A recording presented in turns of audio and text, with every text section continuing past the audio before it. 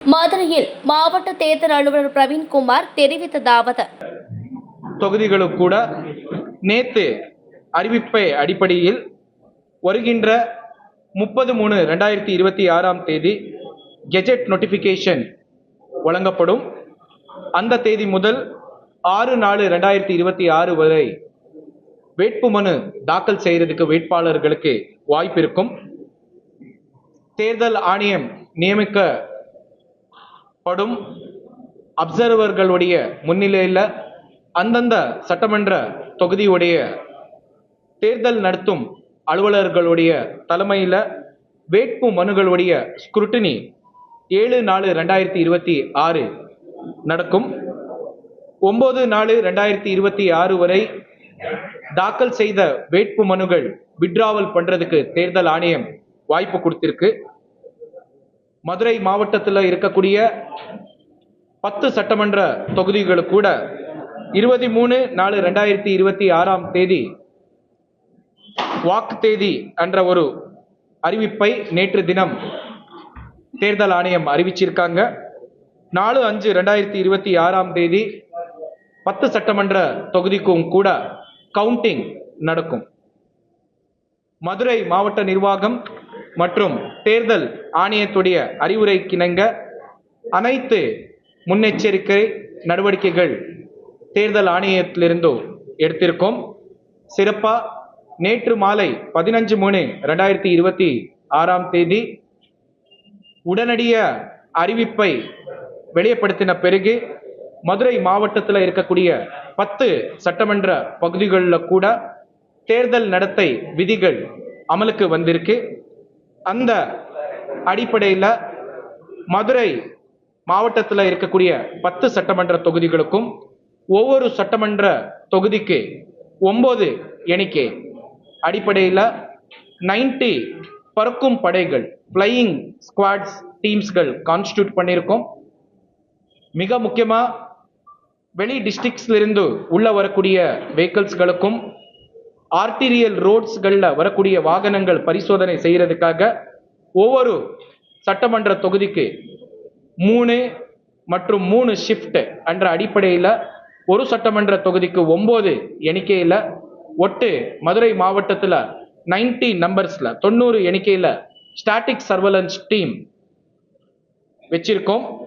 Video surveillance team எந்த கட்சி சார்பில் கூட ஒரு நிகழ்ச்சி பொதுக்கூட்டம் நடத்தும் போது செலவினம் கணக்கீடு எடுக்கிறதுக்காக தேர்தல் விதிகளுடைய நடத்தை விதிகளுடைய வயலேஷன்ஸ் பார்க்கறதுக்காக வீடியோ சர்வலன்ஸ் டீம் என்ற வகையில் 10 சட்டமன்ற தொகுதிக்கு 10 வீடியோ சர்வலன்ஸ் டீம், செலவினம் கணக்கு எடுக்கிறதுக்காக ஒவ்வொரு சட்டமன்ற தொகுதிக்கு ஒரு வீடியோ வீவிங் டீம் மற்றும் அக்கவுண்டிங் டீம் என்ற அடிப்படையில் மதுரை மாவட்டத்தில் இருக்கக்கூடிய 10 சட்டமன்ற தொகுதியிலுமே கூட flying squad, static surveillance team, video surveillance team, video weaving team மற்றும் அக்கவுண்டிங் டீம் என்ற படையில் எக்ஸிகியூட்டிவ் மேஜிஸ்ட்ரேட், லோக்கல் போலீஸ் மற்றும் எக்ஸ்பெண்டிச்சர் சென்சிட்டிவ் பாக்கெட்ஸ் மற்றும் தொகுதிகளில் சிஏபிஎஃப் போலீசார் உள்ளிட்ட இந்த எஃப்எஸ்டி எஸ்எஸ்டி டீம்ஸ்கள் மதுரை மாவட்டத்தில் நேற்று மாலையிலிருந்து அமலுக்கு நாம் கொண்டு வந்திருக்கோம். மதுரை மாவட்டம் பொறுத்தவரை காவல் கண்காணிப்பாளர் மற்றும் மதுரை மாநகரத்துடைய காவல் ஆணையாளர் அவருடைய இணைந்து வல்னரபிலிட்டி மேப்பிங் என்ற ஒரு எக்ஸசைஸை மாவட்ட நிர்வாகம் சார்பில் நாம் மேற்கொண்டோம்.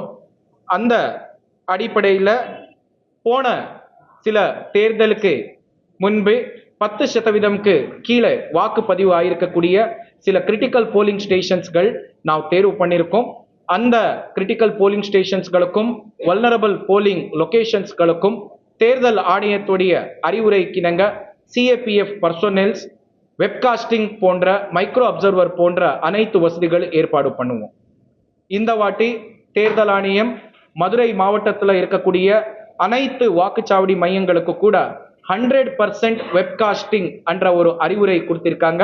அதுக்கு தேவை இருக்கக்கூடிய அனைத்து முன்னெச்சரிக்கை நடவடிக்கைகள் கூட தேர்தல் ஆணையம் சார்பில் மதுரை மாவட்டத்தில் நாம் எடுத்துட்டு வந்துட்டு இருக்கோம். மதுரை மாவட்டம் பொறுத்தவரை 10 சட்டமன்ற தொகுதிகளில் 3079 வாக்குச்சாவடி மையங்கள் இருக்கு. இந்த வாக்குச்சாவடி மையங்கள் குடியிருப்பு பகுதிகளில் பொதுமக்களுடைய வசதிக்கு கிணங்க இருக்க வேண்டும் என்ற ஒரு அறிவுரையை தேர்தல் ஆணையம் கொடுத்திருந்தாங்க. அதன் அடிப்படையில் இந்த சட்டமன்ற தேர்தலில் மதுரை மேற்கு சட்டமன்ற தொகுதியில் சாந்தி சதன் அபார்ட்மெண்ட் என்ற ஒரு குடியிருப்பு பகுதியில் கூட புதுசா ஒரு வாக்குச்சாவடி மையம் நாம் அமைச்சிருக்கோம். மதுரை மாவட்டம் பொறுத்தவரை 10 சட்டமன்ற தொகுதிகளிலும் தேர்தல் நடத்துறதுக்கு தேவை இருக்கக்கூடிய அனைத்து யந்திரங்கள் போதுமான அளவுக்கு நம்முடைய கட்டுப்பாட்டில் உள்ளது. குறிப்பா இவிஎம்ஸ்கள் பொறுத்தவரை தேர்தல் ஆணையத்துடைய அறிவுரைக்கிணங்க ரேண்டமைசேஷன் என்ற ஒரு நிகழ்ச்சியை அனைத்து கட்சி நிர்வாகிகள் மற்றும் வேட்பாளர்களுடைய முன்னிலையில் தேர்தல் ஆணையம் நாம் நடத்த போறோம். பொதுவா தேர்தலில் பயன்படுத்தக்கூடிய இவிஎம்ஸ்கள் முதலில் நாம் முடிவெடுப்போம். அதற்கு பிறகு நடக்கக்கூடிய ரேண்டமைசேஷனில் எந்த இவிஎம்கள் எந்த சட்டமன்ற தொகுதிக்கு போகும், அதற்கு பிறகு எந்த சட்டமன்ற தொகுதியில் எந்த வாக்குச்சாவடி மையத்துக்கு எந்தெந்த மெஷின்ஸ்கள் போகும் என்ற அனைத்து ரேண்டமைசேஷன் ஆக்டிவிட்டிகளும் கூட தேர்தல் ஆணையத்திலிருந்து நியமிக்கப்பட்ட அப்சர்வர்களுடைய முன்னிலையில் வேட்பாளர் மற்றும் கட்சி நிர்வாகிகளுடைய முன்னிலையில் நடக்கும். அது மட்டும் இல்லாம வாக்காளர்களுக்கு ஃபர்ஸ்ட் டைம் ஓட்டர்ஸ்களுக்கு ஒரு விழிப்புணர்வு ஏற்படுத்தும் வகையில் சில யந்திரங்கள் ட்ரைனிங் அண்ட் அவேர்னஸ் பர்பஸுக்காக நாம் பயன்படுத்த போறோம். போலிங் பர்சனல் பொறுத்தவரை மதுரை மாவட்டத்தில் இருக்கக்கூடிய 3079 வாக்குச்சாவடி மையங்களுக்கு 3691 பிரிசைடிங் ஆபீசர்ஸ்களுடைய நியமனம் வேலை நடைபெற்று வருகிறது. இதில் 3079 பிரிசைடிங் ஆபீசர்ஸ் மற்றும் மிச்சம் ரிசர்வ் அடிப்படையில் polling official 1, polling official 2, polling official 3 என்ற வகையில் ஒட்டுமொத்தமா 14,764 போலிங் அபிஷியல்ஸ் வருகின்ற 2026 சட்டமன்ற தேர்தலில் மதுரை மாவட்டத்தில் 10 சட்டமன்ற தொகுதிகளில் வேலை செய்ய போகிறார். அது மட்டும் இல்லாம மதுரை மாவட்டத்திலிருந்து இராணுவத்தில் வேலை செய்யக்கூடிய 5232 சர்வீஸ் ஓட்டர்ஸ்களுக்கு கூட இடிபிபிஎஸ் மூலமாக வாக்களிக்கிறதுக்கு வாய்ப்பு தேர்தல் ஆணையம் கொடுக்கப்படுகிறது. அது மட்டும் இல்லாம மதுரை மாவட்டத்துக்கு சார்ந்த வெளிநாட்டில் குடியிருக்கக்கூடிய ஓவர்சீயர்ஸ் எலக்டர்களுடைய எண்ணிக்கை 16 ஆகும்.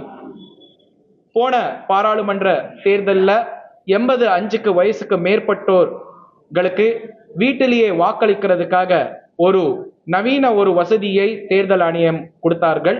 அதன் அடிப்படையில் போன பாராளுமன்ற தேர்தலில் அந்த வசதியை பயன்படுத்த 85 வயசுக்கு மேற்பட்ட வாக்காளர்களுடைய எண்ணிக்கை 1159 ஆகும். 40% டிஃபரெண்ட்லி ஏபிள்ட் பெஞ்ச்மார்க் டிசேபிலிட்டிக்கு மேலே இருக்கக்கூடிய விண்ணப்பம் தெரிவித்த மாற்றுத்திறனாளிகளுடைய எண்ணிக்கை 891 ஆகும். இந்த 2 எண்ணிக்கைகள் சென்ற பாராளுமன்ற தேர்தலில் கொடுத்த விண்ணப்பம் அடிப்படையில் தான் இந்த எண்ணிக்கைகள். இந்த தேர்தலில் கூட மாற்றுத்திறனாளிகளுக்கும் பெரியவர்களுக்கும் 80 வயசுக்கு மேலே இருக்க பெரியவர்களுக்கு வீட்டிலேயே வாக்களிக்கிறதுக்காக வசதி மற்றும் விண்ணப்பம் கேட்டு நம்ம தேர்தல் ஆணையத்திலிருந்து அலுவலர்கள் அவர்களுக்கு தொடர்பு கொள்வார்கள். யாரெல்லாம் விண்ணப்பம் தெரிவிப்பாரோ அவர்களுக்கு வீட்டிலேயே நேரடியாக வாக்களிக்கிறதுக்கு அனைத்து நடவடிக்கைகள் தேர்தல் ஆணையம் எடுக்கும் என்ற ஒரு விஷயத்தை நான் இந்த நேரத்தில் சொல்ல விரும்புகிறேன். அது மட்டும் இல்லாமல் நம்ம மதுரை சிறையில் இருக்கக்கூடிய பிரிவென்டிவ் டிடென்ஷன்ல இருக்கக்கூடிய 87 பிரிவென்டிவ் டிடெய்னீஸ்களுக்கு வாக்களிக்கிறதுக்கு கூட ஃபெசிலிட்டேஷன் சென்டர் தேர்தல் ஆணையமிலிருந்து நாம் ஏற்பாடு பண்ணுவோம். அனைத்து முன்னெச்சரிக்கை நடவடிக்கைகள் நம்முடைய வாக்குச்சாவடி மையத்தில் நாம் பண்ணிட்டு இருக்கோம். வருகின்ற பொதுமக்களுக்கு அனைத்து வசதிகள் இருக்கக்கூடிய வாக்குச்சாவடிகள் அமைக்க வேண்டும். ஓட்டர் எக்ஸ்பீரியன்ஸ் இம்ப்ரூவ் பண்ண வேண்டும் என்ற ஒரு திசையில அனைத்து வாக்குச்சாவடி மையங்கள்ல அஷ்யூர்டு மினிமம் ஃபெசிலிட்டிஸ் என்ற வகையில குடிநீர் வசதி, கழிப்பறை வசதி, மாற்றுத்திறனாளிகளுக்காக ரேம்ப் வசதி, லைட்டிங்ஸ் போன்ற அனைத்து நடவடிக்கைகள் தேர்தல் ஆணையத்திலிருந்து ஏற்பாடு செய்வோம். அது மட்டும் இல்லாம இந்த வாட்டி தேர்தல் ஆணையத்துடைய அறிவுரைக்கிணங்க வாக்களிக்கிறதுக்கு வாக்குச்சாவடி உள்ளாரே நுழைக்கக்கூடிய வாக்காளர்களுடைய மொபைல் போன் வைக்கிறதுக்காக மொபைல் டெபாசிட் ஃபெசிலிட்டிஸ் கூட அனைத்து வாக்குச்சாவடி மையங்கள்ல இந்த வாட்டி பண்றதுக்காக நாம் நடவடிக்கை எடுத்துட்டு இருக்கோம். வருகின்ற வாக்காளர்களுக்கு அவருடைய வாக்காளர் பட்டியல அவருடைய வரிசை எண் பேர் கண்டுபிடிக்கிறதுக்கு வசதியா இருக்கணும் என்ற திசையில இந்த வாட்டி ஓட்டர் இன்ஃபர்மேஷன் ஸ்லிப்ல பெரிய அளவுக்கு வந்துட்டு அவருடைய வரிசை எண் அவருடைய பார்ட் எண் ரொம்ப தெளிவா பெரிய ஃபாண்ட்ல எழுதுறதுக்கு தேர்தல் ஆணையம் முடிவெடுத்திருக்காங்க. அதன் அடிப்படையில் இந்த வாட்டி இந்த நவீன ஓட்டர் இன்ஃபர்மேஷன் ஸ்லிப்ஸ் அனைத்தும் கூட நம்ம வாக்காளர்களுக்கு வழங்கப்படும். இது மட்டும் இல்லாம மதுரை மாவட்டத்தில் இருக்கக்கூடிய கவுண்டிங் சென்டர்ஸ்கள் மாவட்ட ஆட்சியர் மற்றும் காவல் கண்காணிப்பாளர் மற்றும் மாநகரத்துடைய காவல் ஆணையாளர்களுடைய இணைந்து அனைத்து கவுண்டிங் சென்டர்ஸ்கள் நாம் ஆய்வு பண்ணியிருக்கோம். தேர்தல் ஆணையத்துடைய அறிவுரை கிணங்க அனைத்து நடவடிக்கைகள் செக்யூரிட்டி ஸ்டாண்டர்ட் ஆபரேட்டிங் ப்ரொசீஜர்ஸ்களுடைய அடிப்படையில் அனைத்து நடவடிக்கைகள் நாம் நடத்தும். எம்சிசி பொறுத்தவரை நேற்று மாலையிலிருந்து மதுரை மாவட்டத்தில் தேர்தல் நடத்தை விதிகள் அமலுக்கு இருக்கு. எம்சிசி வயலேஷன்ஸ்கள் கண்டு வந்தால் பொதுமக்களுக்கு அது சம்பந்தமா தகவல்களை அறிவிக்கிறதுக்காக கண்ட்ரோல் ரூம் கட்டுப்பாட்டு அறை மாவட்ட ஆட்சியர் அலுவலகத்தில் மற்றும் 10 சட்டமன்ற தொகுதியுடைய தேர்தல் நடத்தும் அலுவலர்களுடைய அலுவலகத்தில் அமைக்கிறதுக்கு ஏற்பாடுகள் பண்ணியிருக்கோம். பொதுமக்கள் எம்சிசி வயலேஷன் சம்பந்தமா ஏதாவது கம்ப்ளைண்ட்ஸ்கள் பதிவு செய்ய விரும்பமிருந்தால் பிளே ஸ்டோர்ல இருக்கக்கூடிய சி விஜில் என்ற ஒரு மொபைல் அப்ளிகேஷன் மூலமா அவர்கள் இந்த கம்ப்ளைண்டை பதிவு பண்ணலாம்.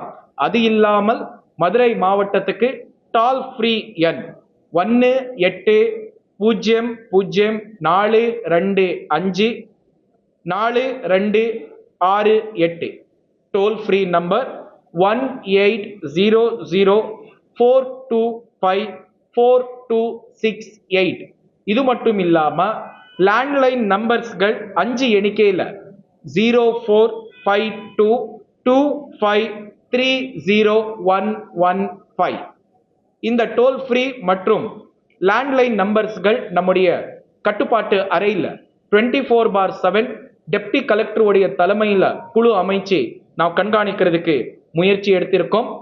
ஃபீல்டு லெவலில் வேலை செய்யக்கூடிய ஃப்ளையிங் ஸ்குவாட் மற்றும் ஸ்டாட்டிக் சர்வேலன்ஸ் டீம் மூலமா நம்ம நடத்தை விதிகளுக்கு இன்றி பறிமுதல் செய்யக்கூடிய ரொக்கமாகும் பொருள்களாகும் சீஜர் செய்யறதுக்காக இந்த வாட்டி ESMS election seizure management system என்ற ஒரு மொபைல் அப்ளிகேஷன் தேர்தல் ஆணையத்திலிருந்து கொண்டு வந்திருக்கோம். ஃப்ளையிங் ஸ்குவாட்ஸ் ஸ்டாட்டிக் சர்வேலன்ஸ் டீம்ஸ்களுக்கு மாவட்ட ஆட்சியர் தெற்கு மண்டலத்துடைய ஐஜி அவர்கள் சிட்டி போலீஸ் கமிஷனர் அவர்கள் மற்றும் காவல் கண்காணிப்பாளர்கள் சேர்ந்து ஒரு பெரிய அளவுக்கு பயிற்சியை கூட நாம் ஏற்பாடு பண்ணி கொடுத்திருந்தோம். அதன் அடிப்படையில் 10,000 ரூபாய்க்கு மேலே கொண்டு வரக்கூடிய ரசீது இன்றி இருக்கக்கூடிய காசை பறிமுதல் செய்யறதுக்கு சீஜர் செய்யறதுக்கு பயிற்சிகள் நாம் கொடுத்திருக்கோம். ஒரு பட்சத்தில் 10 லட்சத்துக்கு மேலே எந்த ஒரு ரிசீட்ஸ் இல்லாமல் வரக்கூடிய காசை பறிமுதல் மட்டும் இல்லாமல் அதனுடைய தகவல்களை இன்கம் டாக்ஸ் டிபார்ட்மெண்ட்டுகளுக்கு வழங்குறதுக்கு கூட தேர்தல் ஆணையத்துடைய அறிவுரை கிணங்க வந்துட்டு நடவடிக்கை எடுக்கப்படும். இது மட்டும் இல்லாம டிஸ்ட்ரிக்ட் லெவல்ல என்போர்ஸ்மெண்ட் ஏஜென்சிகளோட இணைந்து அனைத்து மீட்டிங்களும் கூட